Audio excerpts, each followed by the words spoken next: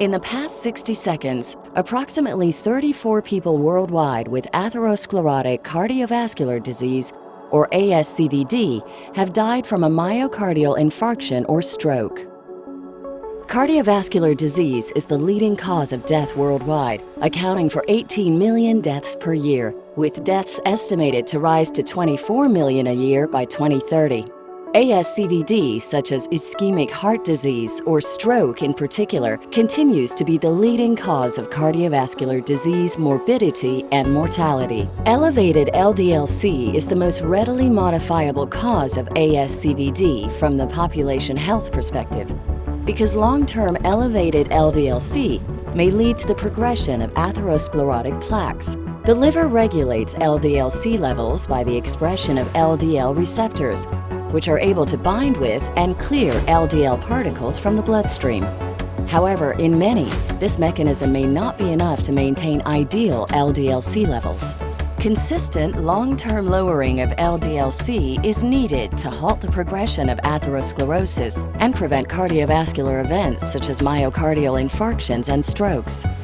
Despite the availability of effective LDL-C lowering drugs, approximately 80% of patients with established ASCVD continue to fall short of achieving and maintaining guideline-recommended LDL-C goals, highlighting the need for new management strategies, including patient education on the importance of adherence, optimization of testing, and utilization of appropriate therapies.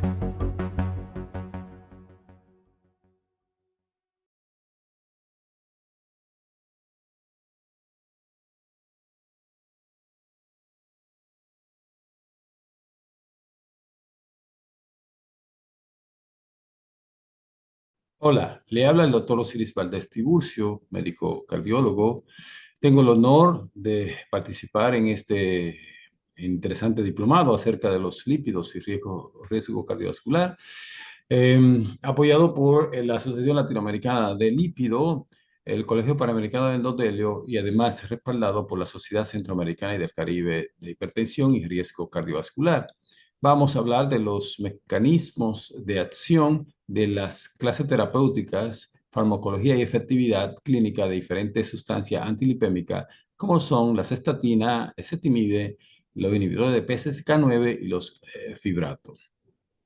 Hace más de 5 décadas empezó a correr el estudio Framingham, es un estudio observacional donde de inicio se demostró la relación bastante importante existente entre el colesterol y riesgo cardiovascular. Además, se empezaron a identificar los principales de riesgo en la generación de la enfermedad cardiovascular. Dentro de esto también un componente importante del colesterol, quien transporta el colesterol, también se resaltó la importancia de lo que son las lipoproteínas, sobre todo la lipoproteína de baja densidad. Existe una relación bastante lineal entre el nivel de colesterol y la generación de la enfermedad cardiovascular. El rol de la lipoproteína en la aterogénesis es bastante importante y para darnos cuenta de su responsabilidad, las lipoproteínas, sobre todo la LDL, la lipoproteína de baja densidad, tienen que cumplir una serie de criterios sumamente importantes como son que sean pequeñas y densas y que midan por debajo de 70 nanogramos. Esto le hace tener una capacidad de atravesar con facilidad lo que es la barrera endotelial. Una vez en el espacio endotelial, la lipoproteína de baja densidad tiene que pasar por un proceso de oxidación, ser captada por los macrófagos para convertirse en las células espumosas. La conformación de la estría grasa, conjuntamente con la injuria endotelial y cierto proceso físico-químico, y además con la agregación plaquetaria, la liberación del factor relajante del endotelio, conforman lo que se llama la placa ateromatosa, que es la responsable de la obstrucción a nivel vascular y por consiguiente en la generación de las enfermedades cardiovasculares. El colesterol tiene que cumplir, en términos fisiológicos, una serie de procesos son sumamente importantes en el metabolismo dentro de nuestro organismo y es un componente esencial de las membranas plasmáticas. Además, también es un componente importante de la capa externa de la lipoproteína, es un precursor de las hormonas sexuales, la testosterona, los estrógenos, la progesterona y el cortisol. Es el precursor de la vitamina D, por eso interviene en la producción de la misma cuando nos ponemos en contacto con el sol y participa en el metabolismo del calcio. Participa además en la síntesis de ácidos biliares, que interviene en la conformación del transporte reverso del colesterol y dentro del proceso patológico es un factor significativo en la generación del proceso aterosclerótico en la década del 70 buscando una herramienta importante para la reducción del colesterol total y la lipoproteína. Se empezaron a estudiar a partir de diversas especies de hongos, sobre todo científicos oriundos de Japón, sobre todo el doctor Akiro Ende y el doctor Alfred Arber, estudiaron por separado lo que es la mevastatina y la lovastatina, que son estatinas derivado de los diversos hongos estudiados. Eh, este proceso de investigación se retardó apenas aproximadamente de 10 a 12 años debido a que hubo un rumor de que la estatina aumentaban el riesgo de cáncer y no fue que a partir del 1987 cuando se iniciaron los estudios y esta vez la simvastatina, el estudio 4S publicado en 1994 fue el primer estudio que demostró la generación importante o los resultados significativos en lo que es la reducción del colesterol LDL, el triglicérido, en 25, 35 y 10% de forma significativa. Estos datos fueron sumamente contundentes y producto de esto hubo una disminución de la mortalidad total de estos pacientes estudiados, sobre todo en prevención primaria, de un 30%, la mortalidad coronaria un 42%, el infarto de miocardio no fatal en un 37%, hubo una reducción de los eventos cardiovasculares, cerebrovasculares, perdón, en un 37%, de los procedimientos de revascularización un 37% y la permanencia en el hospital tuvo una reducción de un 26%. Y todo eso se tradujo realmente en una disminución del gasto intrahospitalario en un 34%. A partir de ahí empezaron a generarse y a producirse múltiples estudios, tanto en prevención primaria como en secundaria, y todo esto dieron resultados bastante significativos en la reducción de mortalidad y de eventos coronarios. Y no solamente eso, las estatinas demostraron, sobre todo a muy alta densidad, que podían producir una regresión de la placa ateromatosa y una disminución también del proceso de aterosclerosis, ya sea por la disminución del volumen o del tamaño de la placa ateromatosa. El primer estudio que demostró esta condición fue el estudio ateroide, donde se utilizó la rosuvastatina de alta intensidad. Las estatinas han sido clasificadas dependiendo de su intensidad y su capacidad de reducción del colesterol en estatinas de alta densidad, que son aquellas estatinas que dependiendo de la dosis bajan el colesterol por encima del 50%. A este grupo le corresponde la atorvastatina y la rosuvastatina, utilizándose en 40 a 80 miligramos y 20 miligramos, o de 20 miligramos a 40 miligramos respectivamente. Aquellas estatinas que reducen el colesterol entre 30 y 49% son las estatinas clasificadas dentro del rango de moderada intensidad, le corresponden a la atorvastatina, a la rosuvastatina, pero ya con un porcentaje menor en miligramos. También está la lovastatina, la simvastatina, la pivastatina, la pravastatina, la bufostatina y también la piravastatina. Aquellas estatinas de baja densidad son aquellas que logran disminuir el colesterol LDL por debajo de un 30% y como le decía, es a menor dosificación. ¿Mm? Realmente para nosotros adentrarnos en lo que es el mecanismo de acción de las estatinas, tenemos que saber cómo se produce la síntesis normal del colesterol. La síntesis normal del colesterol se produce a partir de dos moléculas de acetil-CoA y esto se genera a través del ácido graso libre. Esa molécula de acetil-CoA a través de la molécula de la enzima acetoacetil coenzima A tiolasa se convierte en lo que es acetoacetil coenzima A. la cetoacetilcoenzima A través de una tercera molécula, acetil-CoA, de manera que hay tres moléculas en la parte basal que dan origen a la síntesis del colesterol, tres moléculas de acetil-CoA que a través de la hidroximetilcoenzima A sintetasa se produce la 3-hidroximetilcoenzima A. La 3-hidroximetilcoenzima A es parte importante porque es aquella que produce a través de la enzima hidroximetilcoenzima A reductasa lo que es el mevalonato, que a través de por lo menos 19 combinaciones físico-químicas es la que va a generar la síntesis del colesterol.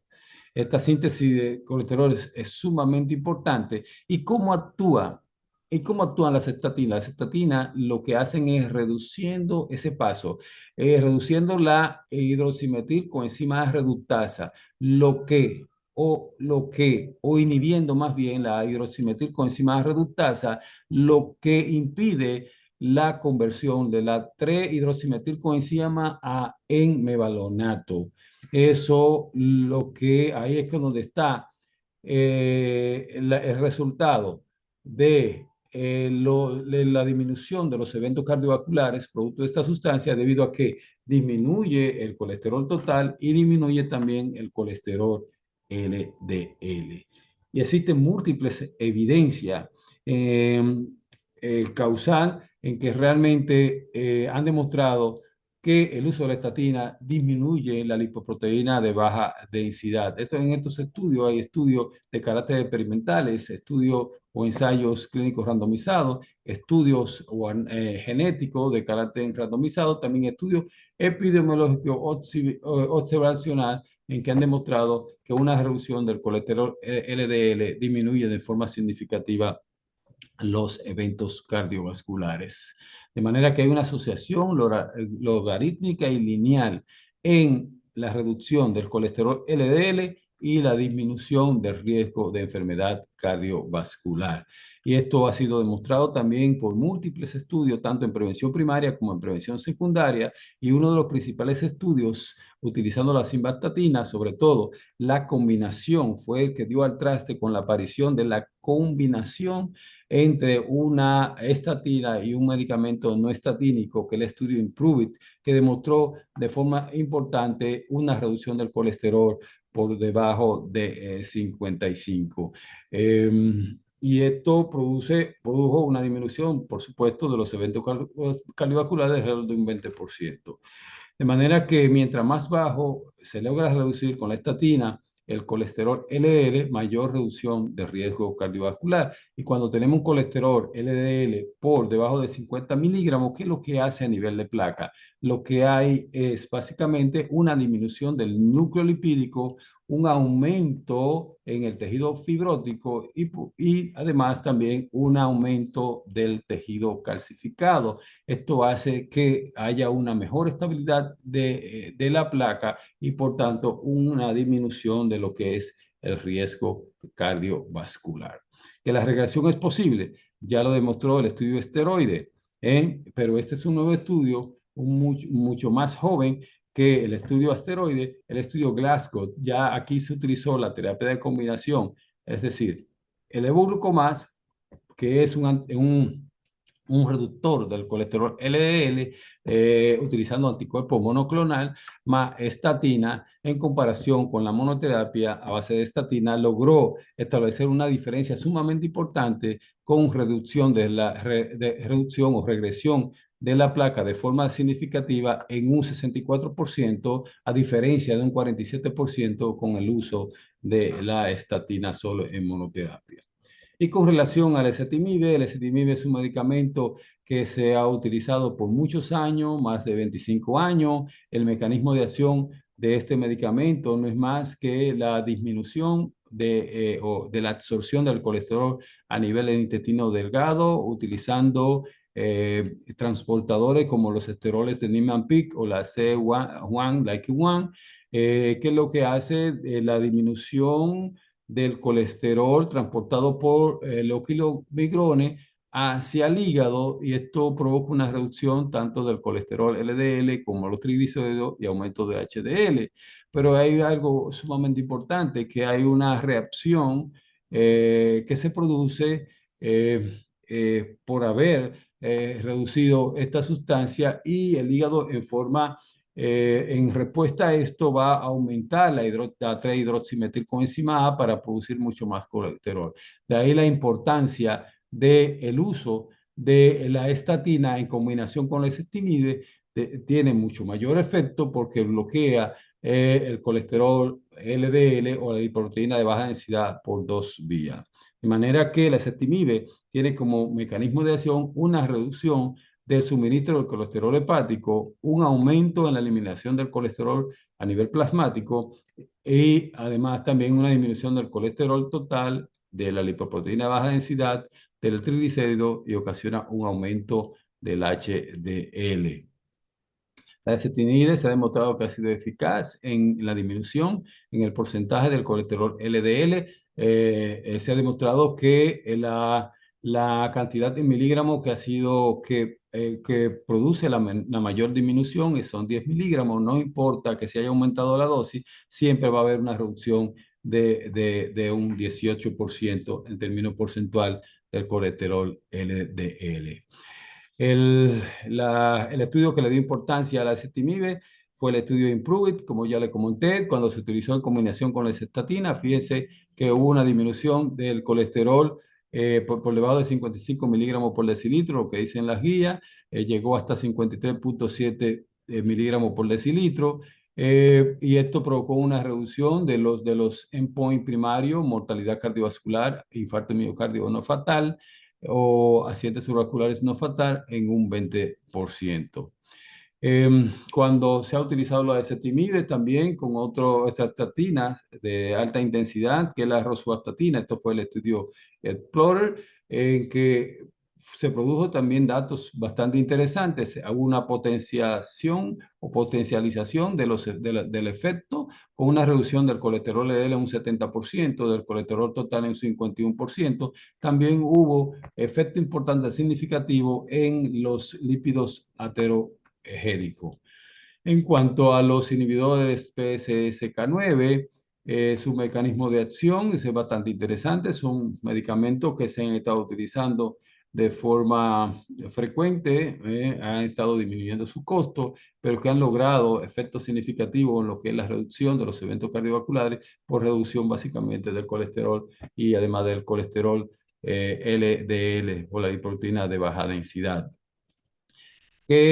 Para entender su mecanismo de acción, lo que hace es básicamente la destrucción de los receptores de LDL, pero normalmente las partículas de LDL son retirados del plasma o de la circulación por los receptores de LDL. Estos receptores de LDL, conjuntamente con la partícula de LDL, conforman un complejo bastante interesante y que a través del proceso de endocitosis son integrados al interior de la célula hepática y luego son destruidos por el lisosoma, sobre todo la lipoproteína de baja densidad, dejando el receptor de manera intacta y el cual es reciclado y luego despedido hacia la circulación o más bien a la superficie de la célula hepática para continuar realizando el proceso de captación de la lipoproteína de baja densidad.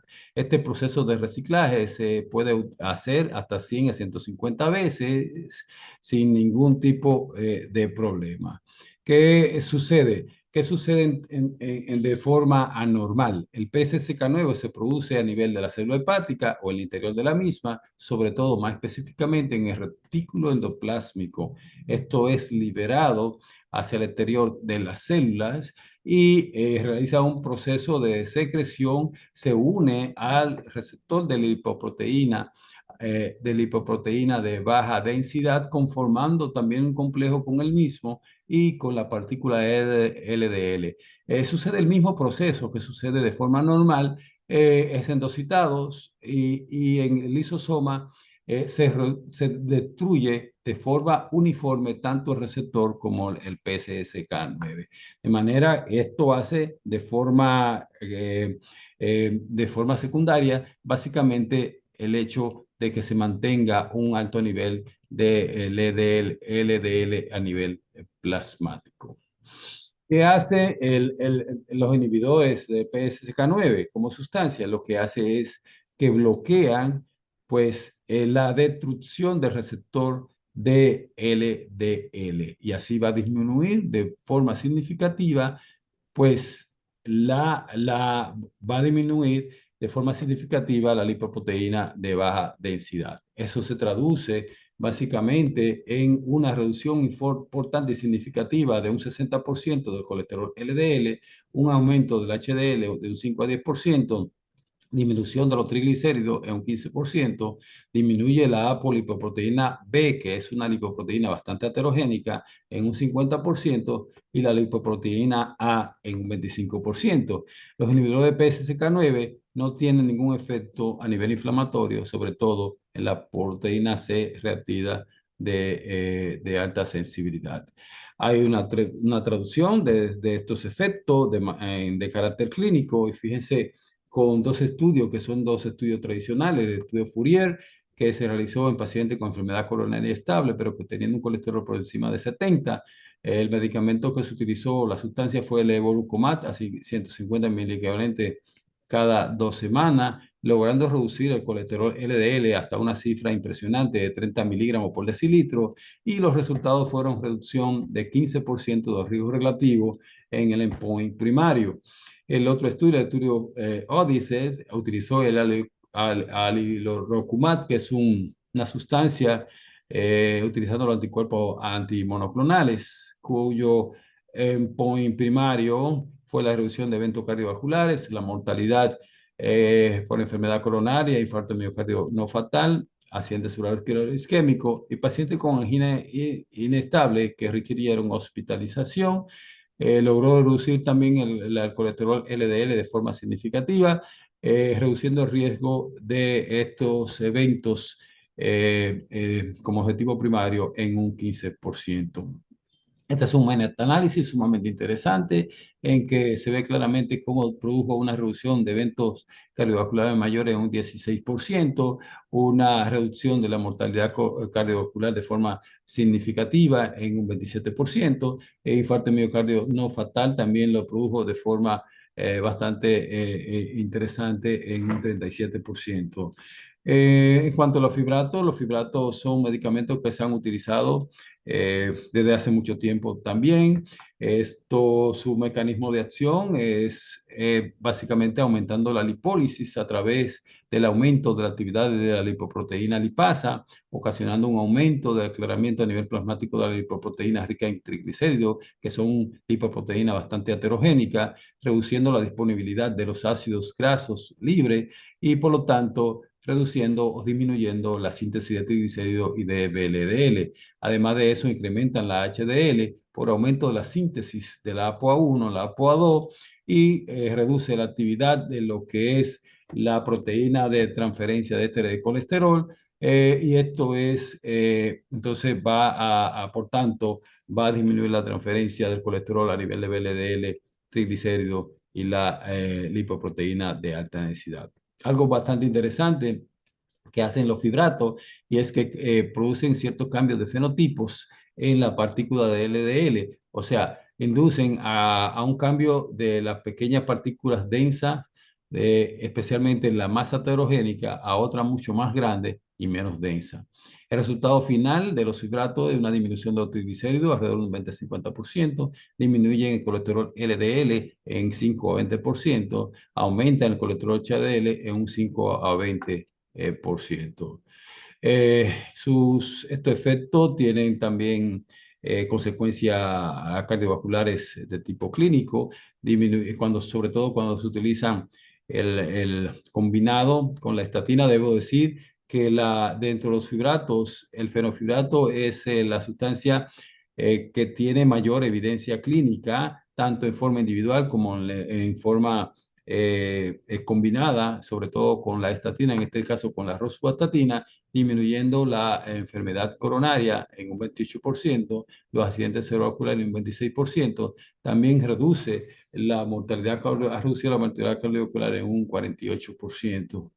Esto, nuestro consenso, el consenso latinoamericano sobre el manejo de riesgo cardiometabólico, dirigido muy bien por el doctor Carlos Ponte y Fernando Wyss, pues han citado elementos sumamente interesantes y nos dicen a nosotros en que cuando sí, aún logrado el objetivo que debiéramos alcanzar con la reducción del colesterol LDL, en este caso dependiendo del paciente de alto riesgo y de muy alto riesgo, si tenemos triglicéridos elevados por encima de 200 con un HDL, colesterol de 100 miligramos por decilitro que esté elevado, estamos indicados a utilizar los fibratos, sobre todo el fenofibrato.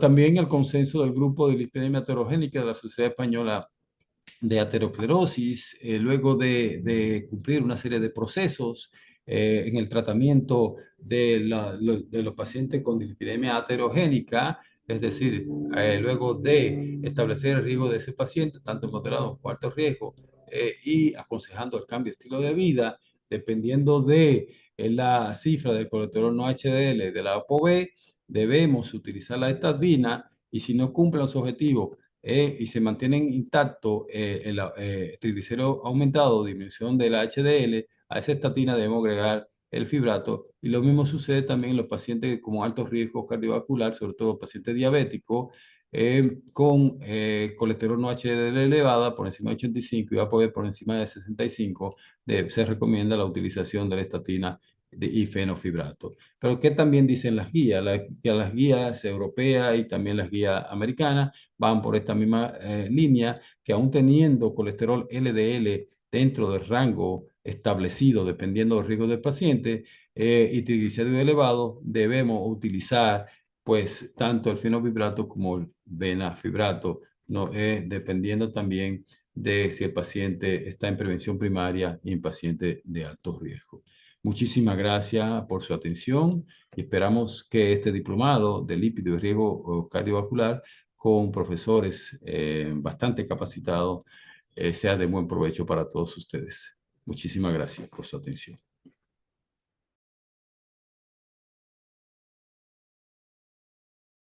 ¿Qué tal, queridos amigos? Soy el doctor Enrique Morales, cardiólogo mexicano. Bienvenidos a este diplomado de lípidos y riesgo cardiovascular, una visión hacia el futuro, organizado por 3 grandes instituciones latinoamericanas dedicadas a la prevención cardiovascular, especialmente a la LIP. Agradezco a Carlos Ignacio Ponte la invitación para participar en este fabuloso curso diplomado sobre lípidos y riesgo cardiovascular. Muchas gracias, Carlos Ignacio. Así pues, iniciemos esta charla. En esta tercera sesión estamos hablando sobre el presente y a mí me toca hablar sobre el futuro en el tratamiento de la hipercolesterolemia.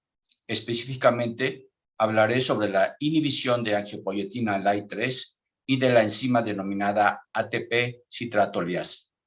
Haremos un recorrido de moléculas pequeñas, pasando por anticuerpos monoclonales y terminando con terapias de silenciamiento de RNA.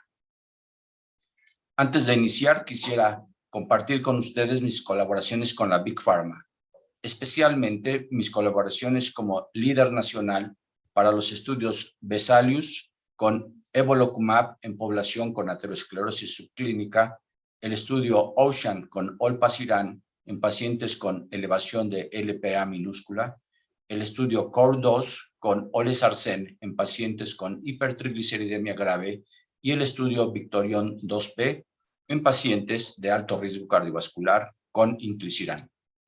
Pero quiero también compartir con ustedes este material en mi portal académico www.academialsic.com, donde podrán encontrar muchos materiales y el curso de autoaprendizaje sobre metabolismo de lípidos. Iniciaré con un breve preámbulo. En 1985, Goldstein y Brown, merecedores del Premio Nobel por el descubrimiento del receptor LDL, escribieron esto: conocer las vías del metabolismo celular del colesterol nos permitirá descubrir múltiples tácticas y estrategias para combatir la hipercolesterolemia y la enfermedad cardiovascular aterosclerosa. En este año 2022, esta frase la podemos conjugar en tiempo presente. Sabemos nosotros que existen 3 escenarios del metabolismo de las lipoproteínas ApoB100. El primer escenario es el hepatocito, donde se producen. El segundo escenario es el espacio intravascular, donde se transforman. Y nuevamente, el tercer escenario es el hepatocito, donde se eliminan.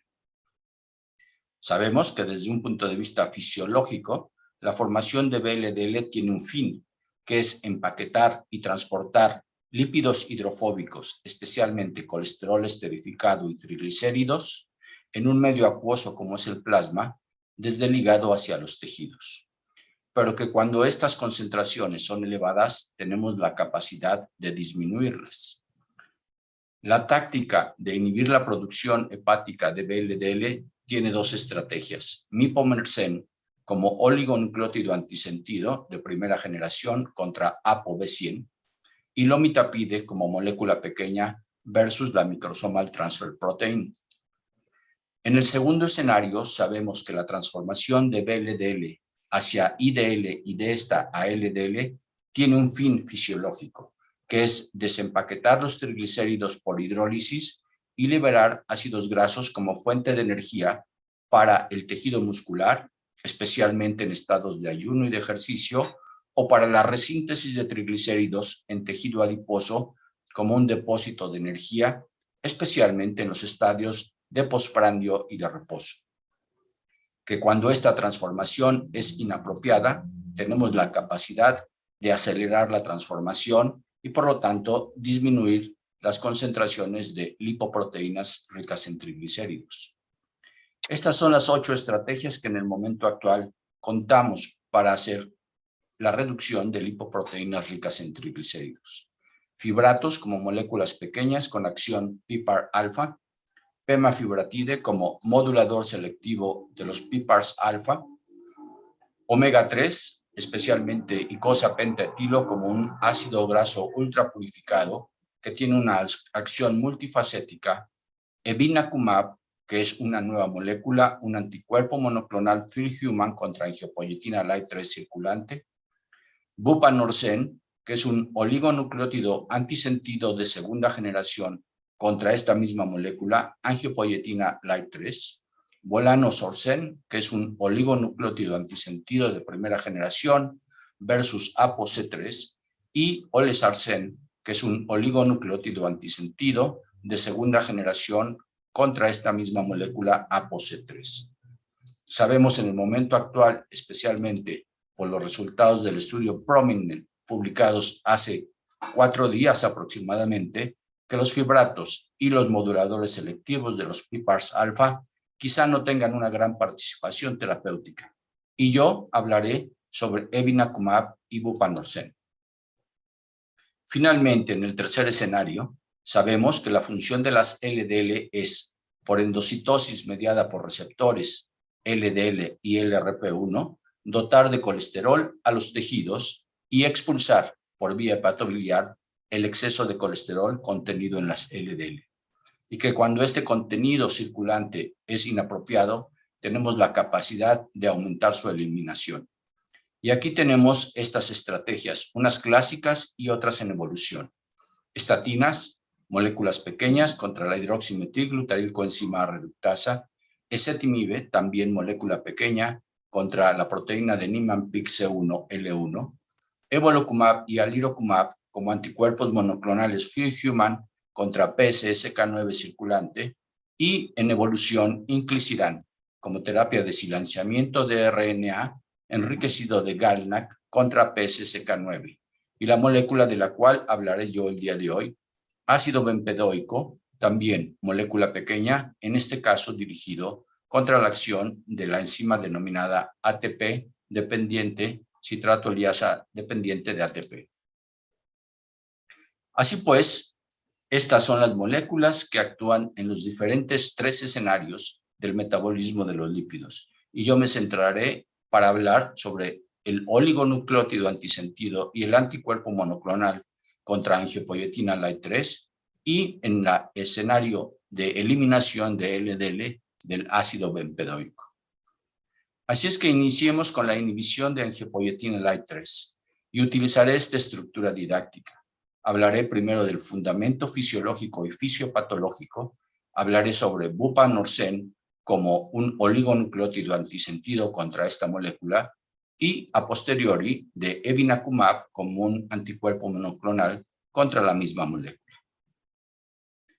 Esto representa una molécula de VLDL sintetizada en el hepatocito, con su contenido de 10.000 moléculas de triglicéridos cuando hablamos de una VLDL tipo 2 o de 45.000 moléculas de triglicéridos cuando hablamos de una VLDL tipo 1, con un contenido promedio de 1.500 moléculas de colesterol en su core lipídico, rodeada hacia su superficie de varias apoproteínas, las más importantes, la apoproteína B100, la apoproteína E, la apoproteína C2 y la apoproteína C3.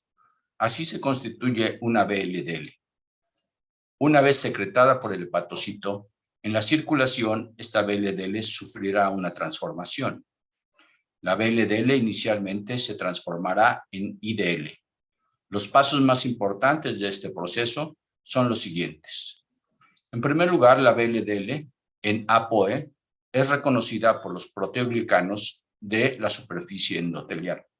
Esto permite que la lipoproteína lipasa en su sitio catalítico reconozca a la VLDL sobre apoproteína C2. Y aquí es donde inicia la acción de la lipoproteína lipasa.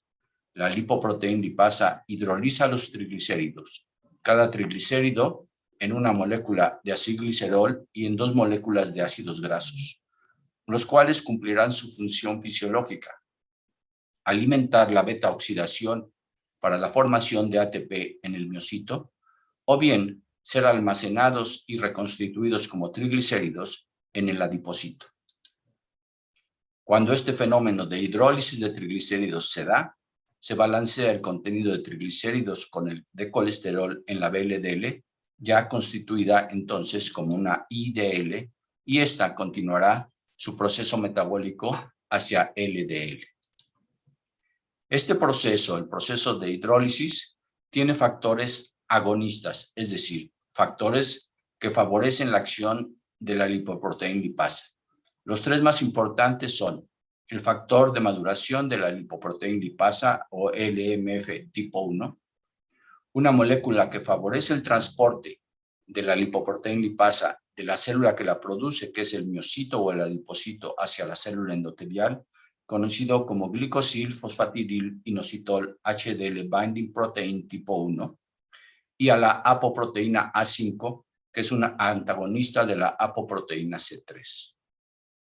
La acción de estos agonistas, de estos favorecedores de la transformación de VLDL a IDL, permiten que este funcionamiento sea de tipo fisiológico y la IDL se transforme subsecuentemente en LDL y sea eliminada. Pero como todo en biología, también existen factores antagonistas del proceso. Y los factores antagonistas de la lipoproteína lipasa más importantes son los que menciono aquí.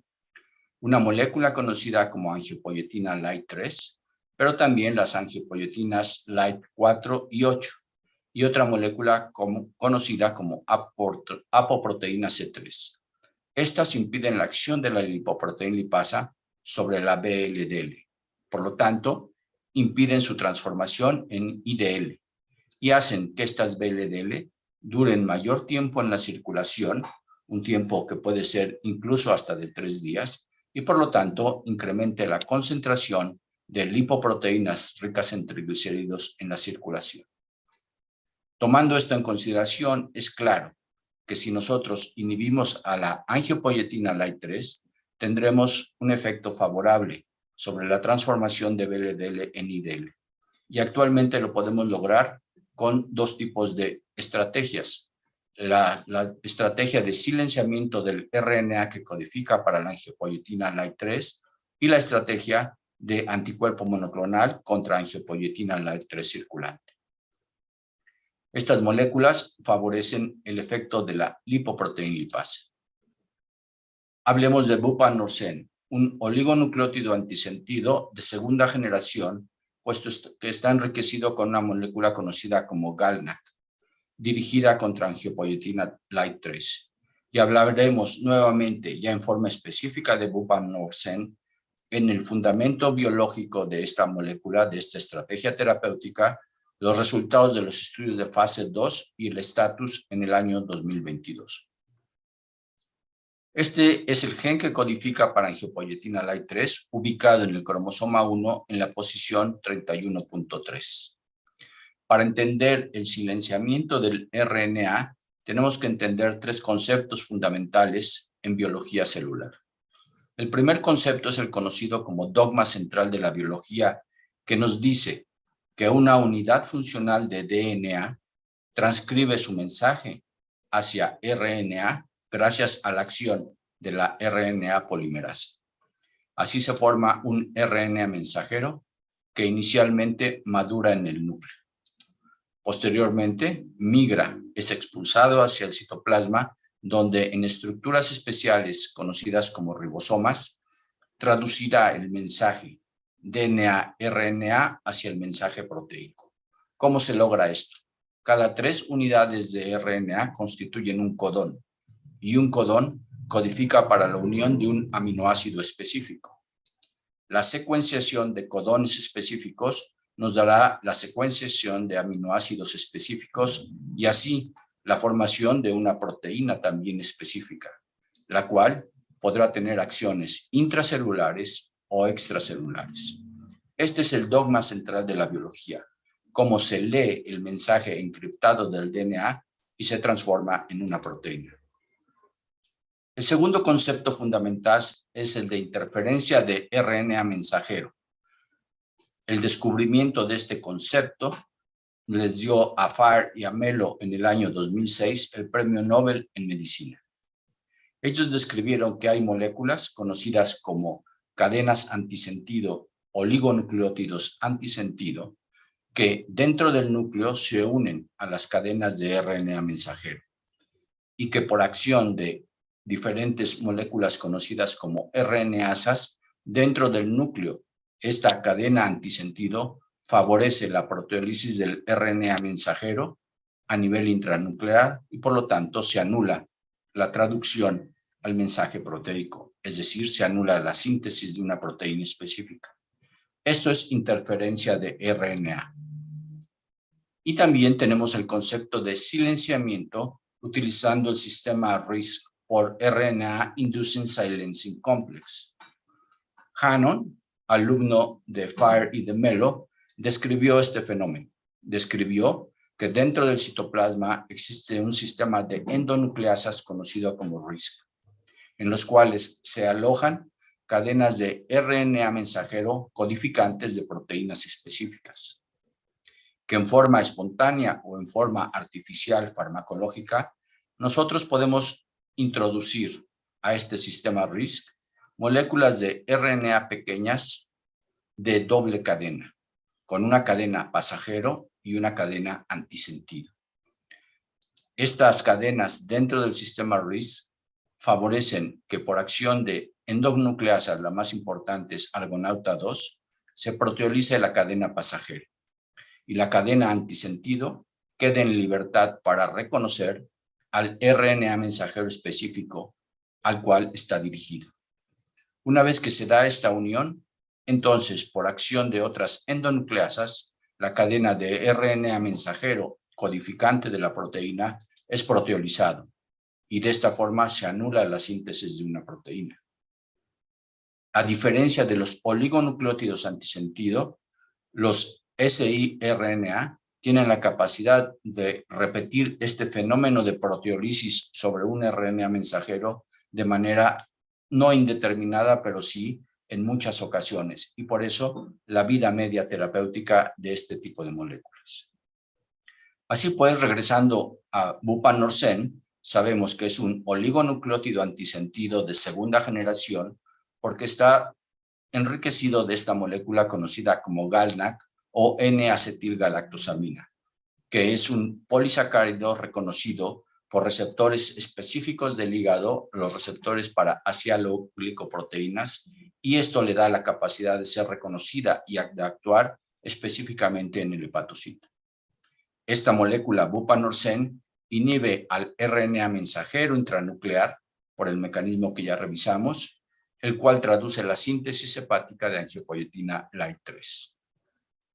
A través de dicho mecanismo, entonces, incrementa la transformación de VLDL en IDL y LDL y reduce especialmente la concentración circulatoria de lipoproteínas con ApoB100 ricas en triglicéridos. De los múltiples estudios publicados con bupanorsen, les presento el más importante y el más reciente, el estudio Translate TIMI-70, publicado por Brian Beckman hace unos meses en la revista Circulation. En este estudio, en el estudio Translate TIMI-70, que es un estudio de fase 2B, se probaron 7 dosis subcutáneas de bupanorsen, 80 miligramos cada 4 horas, 120 miligramos cada 4 semanas, 160 miligramos cada 4 semanas, o bien 60 miligramos cada 2 semanas, 80 miligramos cada 2 semanas, 120 miligramos cada 2 semanas y 160 miligramos cada 2 semanas, comparadas en forma doble ciega y controlada contra placebo subcutáneo.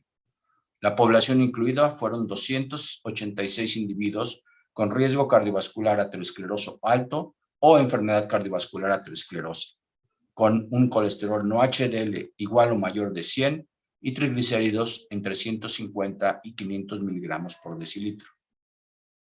El objetivo primario fue demostrar la reducción de colesterol no HDL en esta población, en un periodo de 24 semanas de tratamiento. Y ustedes observan en la columna de la derecha el resultado del objetivo primario, una reducción entre 22 y 26.5% de colesterol no HDL con las diferentes dosis de bupanorsen, estadísticamente significativa. Cuando se analizó la reducción de angiopoietina light 3, se vio que hubo una reducción significativa para todas las dosis de bupanorsen, estadísticamente significativa.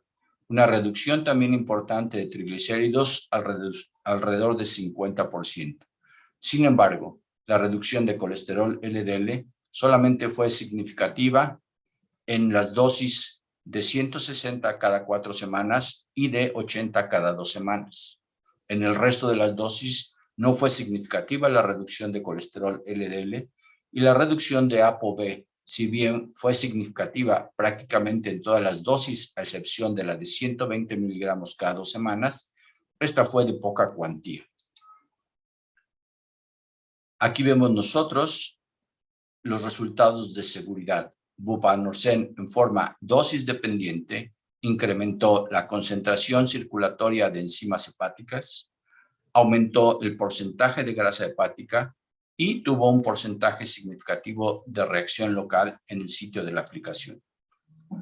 Por estas razones, bupanorsen no representó una estrategia de eficacia alta para reducir colesterol no HDL y mostró inseguridad hepática significativa y dependiente de dosis.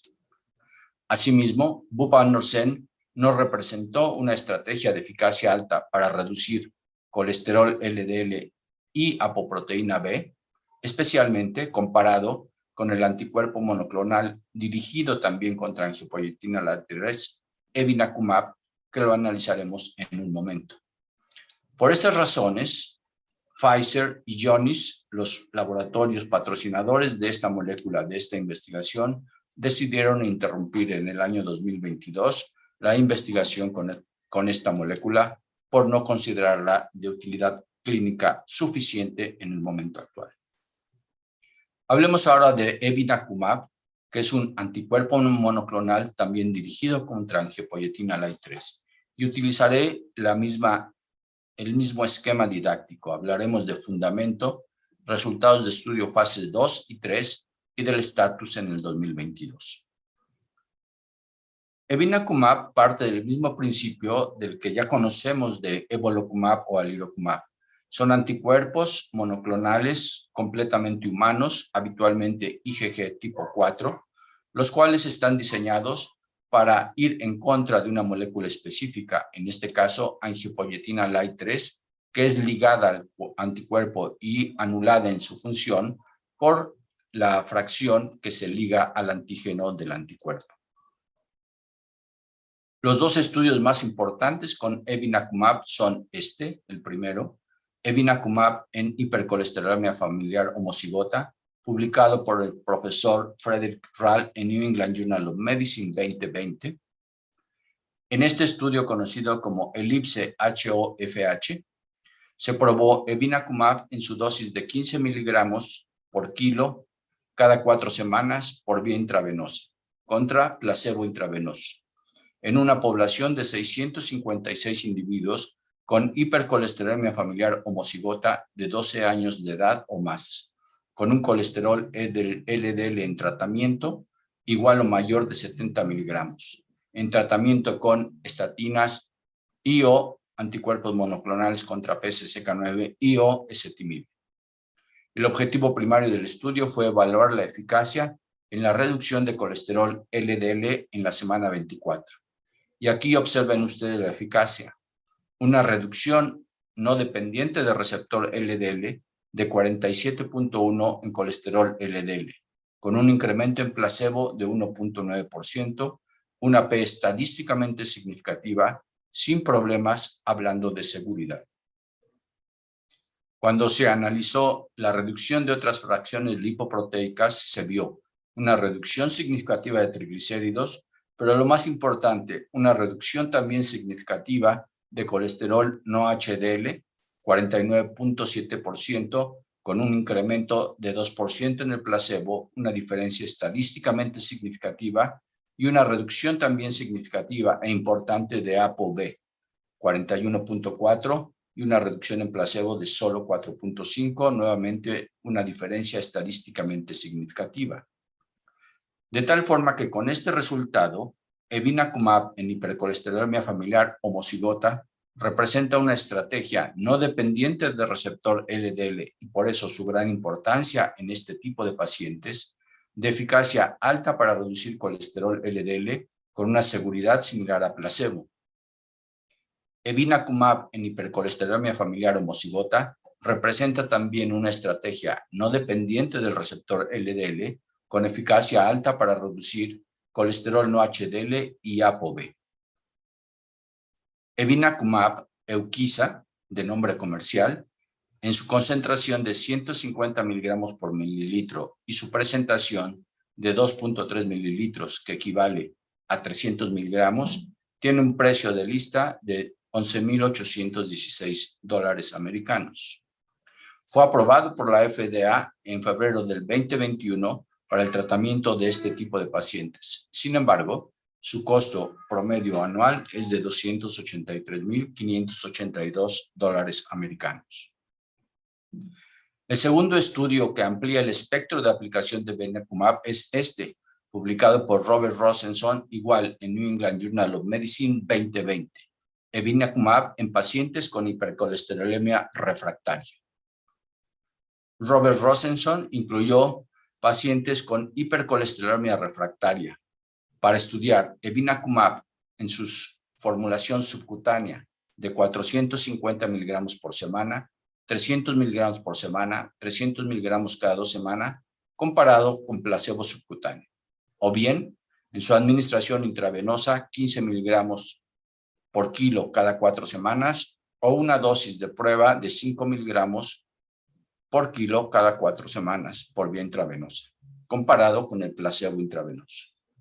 Se incluyeron 266 individuos, de los cuales 202 fueron individuos con hipercolesterolemia familiar heterocigota y 64 con hipercolesterolemia no familiar con enfermedad cardiovascular aterosclerosa clínica. Y se consideró refractaria al tener un colesterol LDL igual o mayor de 100 en ausencia de enfermedad cardiovascular aterosclerosa o igual o mayor de 70 en presencia de la misma, en tratamiento óptimo con estatina, prácticamente el 100% de los pacientes, anticuerpo monoclonal contra PCSK9, cerca del 80% de los pacientes, y ezetimibe, 50% de los pacientes. Y el objetivo primario fue evaluar la eficacia de la reducción de colesterol LDL en la semana 16 de tratamiento. Aquí pueden observar ustedes las reducciones de colesterol LDL en las dosis de aplicación subcutánea, 47.2, 44, 29.7, comparado con un incremento de 8.8 en el brazo placebo, una diferencia estadísticamente significativa. Y aquí, algo muy parecido a lo del estudio ELIPS, lo que se observó en la dosis de 15 miligramos por kilo intravenosa cada 4 semanas, 49.9, 23.5 en la de 5 miligramos cada 4 semanas por kilo, y un incremento de 0.6 en placebo, con una P estadísticamente significativa. Solamente se reportó, como es usual en este tipo de terapias, reacción local en el sitio de aplicación. Y analizando la reducción de otras fracciones lipoproteicas, vemos una reducción significativa en todos los brazos de tratamiento de colesterol no HDL y de apoproteína B100. Una reducción también significativa de triglicéridos. Por lo tanto, en el estudio de Robert Rosenson, evinacumab en hipercolesterolemia familiar heterozigota o hipercolesterolemia no familiar refractarias representan una estrategia de eficacia alta para reducir colesterol LDL con una seguridad similar a placebo, sin considerar un porcentaje aproximado de 3% que refirieron reacción local en el sitio de la aplicación cuando fue la vía subcutánea. Asimismo, evinacumab en hipercolesterolemia familiar heterozigota o no familiar refractarias representa una estrategia de eficacia alta para reducir no solo colesterol LDL, sino también no HDL y ApoB. Sin embargo, en ausencia de un CVOT, es decir, de un estudio de desenlaces cardiovasculares, no es posible en el momento actual establecer su costo-eficacia real. Sin embargo, al costo actual que ya comentamos, la costo-eficacia de esta estrategia terapéutica parece baja. Aún no está aprobado por la FDA para su uso en hipercolesterolemia familiar heterozigota o en hipercolesterolemia no familiar, si bien algunas guías recientes sugieren que podría estar indicado en estos contextos. Finalmente pasaremos a la última molécula, la inhibición de la ATP citratoliasa, y seguiré el mismo esquema para hablar de ácido bempedoico. Ácido bempedoico se sitúa ya en esta posición, en el escenario número 3, donde queremos nosotros aumentar la eliminación de colesterol LDL, generalmente a través de la sobreexpresión del receptor para LDL. Y tenemos como fundamento que recordar cómo se sintetiza el colesterol dentro del hepatocito. A partir de citrato más coenzima A, por acción de una enzima conocida como citratoliasa, cuya acción depende de ATP, por eso se llama ATP citratoliasa, se forma acetilcoenzima A y a partir de ella hidroximetilglutarilcoenzima A, que gracias al efecto de la reductasa de hidroximetilglutarilcoenzima A forma mevalonato y colesterol. En condiciones fisiológicas, esto dota de colesterol a toda la célula, pero especialmente a las membranas que recubren al núcleo, a las membranas del retículo endoplásmico del aparato de Golgi. Si nosotros utilizamos una molécula como ácido bempedoico, también conocida como ETC-1002, y sabemos que en el hígado, y exclusivamente en el hígado, existe una molécula o una enzima conocida como acilcoenzima sintasa de cadena muy larga tipo 1, sabemos que esta enzima transforma al ácido bempedoico en su forma activa, ETC-1002 coenzima, la cual es un inhibidor selectivo y potente de la ATP citratoliasa. Con este mecanismo de acción, entonces, nosotros bloqueamos en forma proximal la síntesis de colesterol y ejercemos lo que he denominado el engaño farmacológico al hepatocito. El hepatocito siente una baja concentración de colesterol en sus membranas y echa a andar a través del factor de transcripción SRBP2 su acción sobre el cromosoma 19, la síntesis del receptor LDL. Una forma muy parecida en la cual actúan otras moléculas como estatinas e incluso ezetimibe. Por lo tanto, el mecanismo de acción de ácido bempedoico es el de una prodroga que se activa en el hígado hacia una forma activa que inhibe a la ATP citratoliasa y por ende la síntesis de acetilcoenzima A y en cascada la síntesis de colesterol. A través de dicho mecanismo, incrementa la expresión del receptor LDL y la eliminación hepatobiliar de colesterol LDL, reduciendo así su concentración circulatoria. Los estudios clínicos de ácido bempedoico están los más importantes llevados a cabo dentro del programa conocido como CLEAR. Clear Harmony, Clear Serenity, Clear Wisdom y Clear Tranquility. El estudio Clear Outcomes aún está en evolución y sus resultados los conoceremos en el año 2026. Podemos decir de estos programas de investigación en forma resumida que la reducción de colesterol LDL con ácido bempedoico como monoterapia es de 21.4% y en conjunto con ezetimibe es cerca del 30%.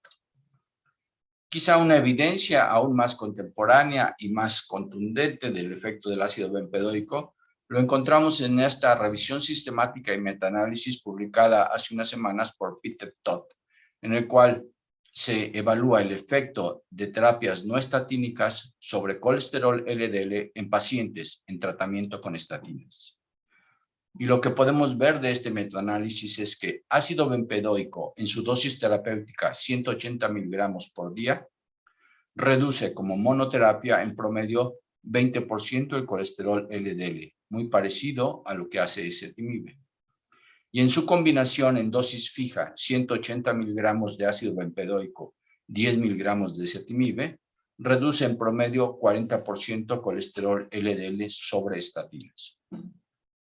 Con esta evidencia podemos decir que el ácido bempedoico en su dosis de 180 miligramos por día reduce el colesterol LDL promedio 20% como monoterapia y 40% como terapia combinada con ezetimibe.